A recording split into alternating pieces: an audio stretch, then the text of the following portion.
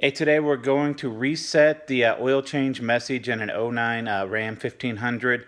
What you want to do is turn the ignition to on without touching the brake pedal. You don't want to actually start it, just turn it to on. Press the accelerator pedal 3 times slowly. Wait 10 seconds, then turn on the ignition and your message should be cleared out.